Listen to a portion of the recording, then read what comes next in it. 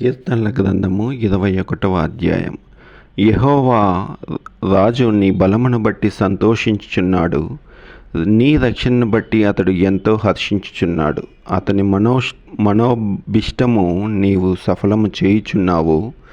అతని పెదవులలో నుండి వచ్చిన ప్రార్థన నీవు మానక అంగీకరించుచున్నావు. శ్రేయస్కరమైన ఆశీర్వాదములతో నీవు అతన్ని ఎదుర్కొనుచున్నావు. అతని తల మీద అపరంజి కిరీటము నీవు ఉంచి ఉన్నావు.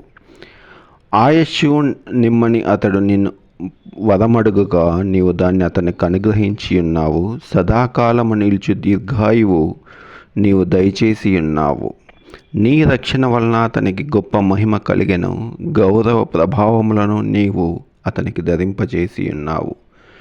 నిత్యము ఆశీర్వాదకారకుడుగా నుండినట్లు నీవు అతన్ని నియమించి ఉన్నావు. నీ సన్నిధిని సంతోషముతో అతను ఉల్లసించి చేసి ఉన్నావు. ఎలయనగా రాజు యెహోవా యందు నమ్మిక ఉంచి ఉన్నాడు.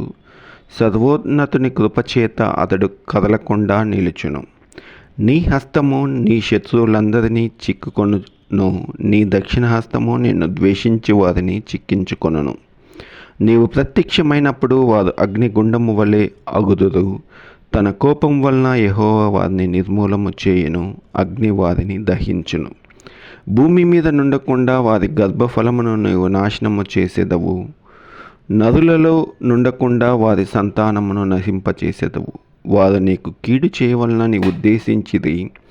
దురాపాయము పన్నిరి, కానీ దాన్ని కొనసాగింపలేకపోయేది. నీవు వారిని వెనుకకు త్రిప్పివేసేదవు. నీ వంటి నదులకు బిగించి వారిని ముఖం మీద కొట్టదవు. యెహోవా, నీ బలమును బట్టి నిన్ను హెచ్చించుకొనుము. మేము గానము చేయుచు నీ పరాక్రమమును కీర్తించెదము. దేవుడి వాక్యమును దీవించును కాక.